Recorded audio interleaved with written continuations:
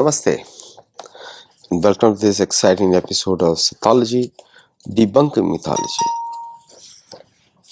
तो मेरे को बहुत सारे क्वेश्चंस आते हैं वेपन्स के ऊपर कि श्री राम के वेपन्स कौन कौन से थे।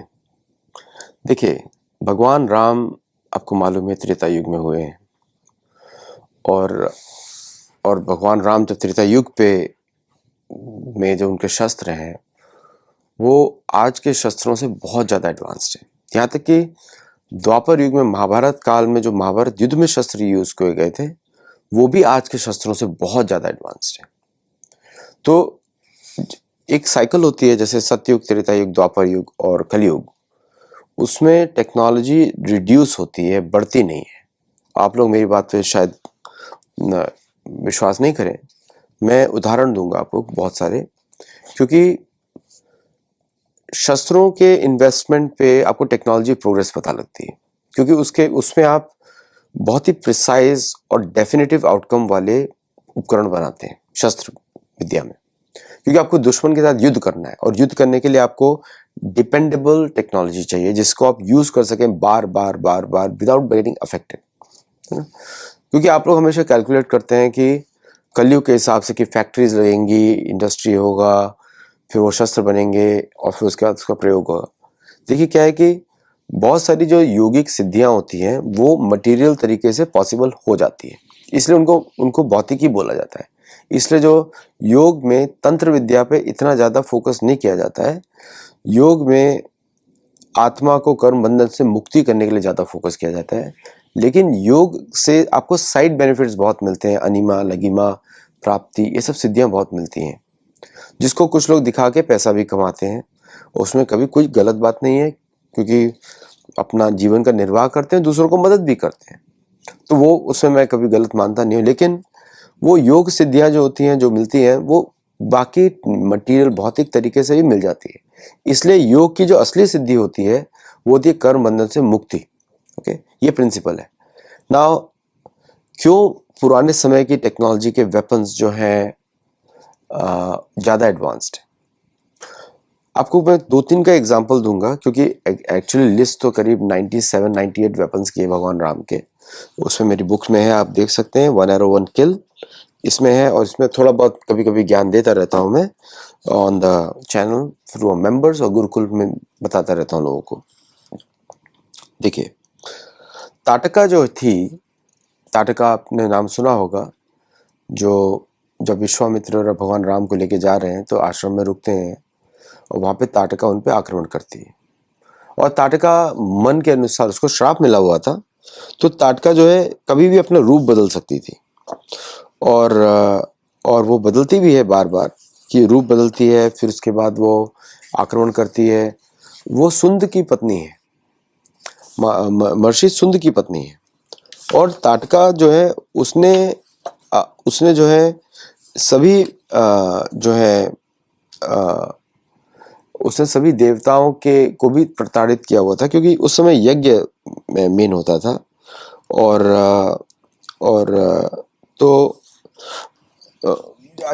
उस समय यज्ञ मेन धर्म था, तो इसलिए यज्ञशालाओं में सारे ऋषि मुनि उठ के यज्ञ करते थे, क्योंकि वही गवर्नमेंट का पर्पज होता है कि लोग स्वाध्याय करें, यज्ञ करें, तप करें और उससे अपना जीवन को सफल बनाए। यही गवर्नमेंट का पर्पज होता है कि people should engage in that. आजकल का वेस्टर्न मॉडल नहीं, उनका पर्पज है जॉब दिलाना, ताकि दूसरे लोग रिच बनते रहे और जॉब करने वाला अपना समय बर्बाद करता रहे। क्योंकि जो जॉब करता है वो अपने समय को बेच रहा है दूसरे को वेतन के लिए, तो उसका उद्धार तो होगा नहीं कभी भी।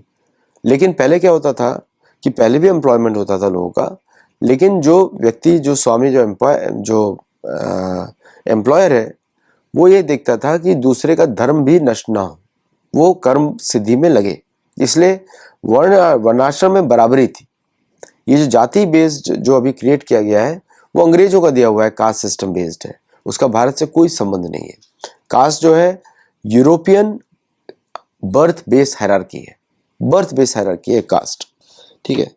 तो भगवान राम पूछते हैं कि ये जो यक्षिणी है इतनी इतनी भयंकर कैसी है। है ना। क्योंकि यक्षिणी क्या करती हैं, वो अपना रूप बदल सकती हैं, उनके बहुत योगिक तंत्रिक सिद्धियां होती हैं, गायब हो सकती है। और इसके बाद 1000 हाथियों की शक्ति थी ताड़का के पास, 1000 हाथियों की। उन सुंद की पत्नी है और उनका पुत्र है मरीच, जिसने किडनैप किया, जिसने सोने का हिरण बना, जिसकी वजह से किडनैप किया गया। और वो रूप अपना कभी भी बदल सकती थी, और लिखा जाता है कि वो करीब 12 मील लंबी हो सकती थी, 12 मील लंबी, है ना। तो उसको जब विश्वामित्र बोला कि इसको आपको कंट्रोल करना है, तो राम ने उनको पूछा कि सबला कैसे, इतनी ज्यादा इसके अंदर बल कैसे आया। तो उसके पिता थे सुकेतु, उन्होंने एक ऐसे, सुकेतु ने उनको जन्म दिया कि उसके पास 10,000 हाथियों की शक्ति हो। और उन्होंने जाम्ब के पुत्र सुंद को अपनी बेटी दी, और उसके अनुसार उसको मरीच मिला। उसको मरीच को श्राप मिल गया अगस्त्य मुनि से, इसलिए वो राक्षस बन गया। तो ताटका ने जब उनके ऊपर आक्रमण किया, तो विश्वामित्र ने बोला कि इसको आप खत्म करिए। अब तो जब विश्वामित्र भगवान राम ने अपने बाण के द्वारा उनको खत्म किया,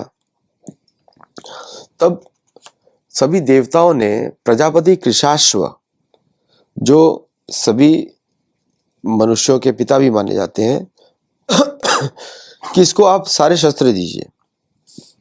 तो देवताओं से उनको आज्ञा भी मिली विश्वामित्र को, और देवताओं ने विश्वामित्र को भी अपने शस्त्रों का, क्योंकि शस्त्र विद्या करने के लिए उनको बहुत प्रयत्न करना पड़ता है, तो उन्होंने, और उससे घमंड भी बढ़ सकता है, तो उन्होंने अभी युद्ध तो छोड़ दिया था। वशिष्ठ मुनि को उन्होंने अपना गुरु मान लिया था, और वशिष्ठ मुनि की सेवा भी करते थे, यद्यपि उन्होंने वशिष्ठ मुनि को बहुत कष्ट दिया युद्ध करते हुए। तो उन्होंने अपने सारे शस्त्र जो है भगवान राम को देने शुरू कर दिए। उनका यही पर्पस था कि मैं शस्त्र देके निवृत्ति लूंगा और मैं कर्म बंधन से मुक्ति प्राप्त करूंगा, ये उनका उद्देश्य था विश्वामित्र का। तो उन्होंने बहुत सारे शस्त्र दिए, दंड चक्र, धर्म चक्र, काल चक्र, विष्णु चक्र, ऐन्द्र चक्र, वज्रास्त्र, त्रिशूल, महादेव के त्रिशूल भी दिया उन्होंने, ब्रह्मशीर, ऐशिकास्त्र, जो ब्रह्मशीर जो ब्रह्मा का शस्त्र होता है, ऐशिकास्त्र, ब्रह्मास्त्र। ब्रह्मास्त्र परमाणु बम से अलग होता है। देखिए, परमाणु बम क्या करता है कि वो विध्वंस मचाता है, जिसमें निर्दोष भी मारे जाते हैं। ब्रह्मास्त्र में दोनों चीजें कर सकता है, लेकिन वो निर्दोषों पे आक्रमण नहीं करता कभी भी। तो चुन चुन के अगर मारेंगे, एक पॉपुलेशन पे गिरेगा तो ओनली पापियों को मारेगा, और न्यूक्लियर बॉम्ब जैसे ही उसका इफेक्ट रहता है। अब कैसे होता है, इसी यही एडवांस टेक्नोलॉजी के इतना स्पेसिफिक कैसे बना हुआ है। जैसे कि ब्रह्मास्त्र जो है अश्वत्थामा ने छोड़ा, तो उनके उत्तरा के भ्रूण में घुस के उसने सिर्फ भ्रूण पे परीक्षित महाराज पे आक्रमण किया। जहां पे विष्णु अंदर घुस गए, उसको बचाया, इसलिए नाम पड़ गया परीक्षित। तो ये स्पेसिफिक है। मैं इसमें सिर्फ एक ही वेपन चूज करूंगा, और वो आपने सुना भी होगा, काल चक्र। एक काल चक्र के वेपन होता है। बाकी लिस्ट आप देख सकते हैं, महामाया, तेज प्रभा, संवर्त, महाबल, सौमन, मोहनास्त्र, मानवास्त्र। तो मानवास्त्र गंधर्वों का होता है, मोहनास्त्र पिशाचों का होता है। ये सब उनको दिया, उनके पास था। नंदन जो अस्त्र होता है विद्याधरों का होता है, और फिर तेज प्रभा अस्त्र होता है सूर्यदेव का। ऐसे बहुत अस्त्र होते हैं। आग्नेयास्त्र, शिखर अस्त्र, ये तो हमने सुना है, महाभारत में भी यूज हुए हैं बहुत सारे, बहुत बार। अश्नि बहुत बार यूज की गई है, शक्तियों को यूज किया गया बहुत बार। तो ये सब अनेक शस्त्र, इंक्लूडिंग कंकाल भी एक शस्त्र का नाम है।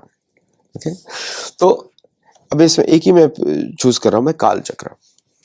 काल चक्र क्या करता है, ये शस्त्र जो है समय को रोक देता है, ये समय को बढ़ा देता है।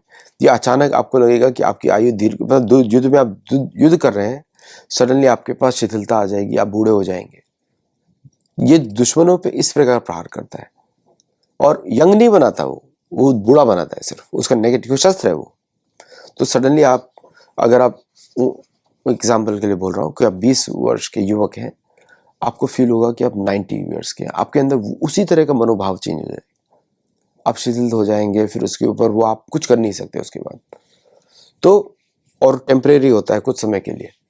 तो ये सारे शस्त्र जिनको राम ने यूज किया, बहुत सारे शस्त्रों को यूज किया। और ये सारे देवताओं के शस्त्र हैं, क्योंकि देवता जो हैं जब पृथ्वी पे कंट्रोल करते हैं तो ये सब चीज़ों को यूज़ करते हैं ताकि वो मैनेजमेंट कर सकें, प्रॉपरली मैनेज कर सकें। आपको लगता है कि सरकारें चला रही हैं, लेकिन मैं जब पढ़ रहा हूँ तो ये सब देख रहा हूँ तो ऐसा लगता है कि देवताओं की ही अल्टीमेट सरकार चलती है और वहाँ पे लोकतंत्र नहीं होता। लोकतंत्र सिर्फ पृथ्वी के लिए होता है। तो वहाँ पर देवतंत्र चलता है, वहाँ पे एक ही राजा है, इंद्र, वो पोजीशन का नाम है, और वो राज करते हैं। तो ये बहुत सारे इंफॉर्मेशन टेक्नोलॉजी में कैसे काम करता है, इसका कुछ आपको एग्जांपल देता हूँ। क्वांटम वाला, अभी आपने देखा होगा कि गॉर्गन स्टेयर करके आप सर्च करिएगा, गॉर्गन स्टेयर क्या होता है। वो एक वेपन है जो इंट्रोड्यूस किया गया था फ्लाइट 370 के चक्कर में। मैंने एस्टन फोर्ब्स के बहुत सारे एनालिसिस देखा और मैं उनको क्रेडिट देता हूँ उसके लिए, क्योंकि उन्होंने इस तरह एनालिसिस किया, बड़ा भयंकर एनालिसिस होता है। और मैं टेक्नोलॉजी में थोड़ा बहुत सोच रहा हूँ क्योंकि मेरा बैकग्राउंड है, तो मैं वहाँ से उसको स्टडी किया तो मुझे लगा कि इज इट पॉसिबल कि अगर कोई टाइम कोई मैनिपुलेट कर दे, पॉसिबल है। टाइम कैसे मैनिपुलेट करेंगे? बाय रिड्यूसिंग और increasing the power of image capture of the radar. तो उसके लिए तो रडार से अगर कैच नहीं कर पा रहे, इसका मतलब प्लेन एग्जिस्ट ही नहीं करता, क्योंकि प्लेन इतना छोटा सा होता है पृथ्वी के सामने कि दिखाई नहीं देगा आपको।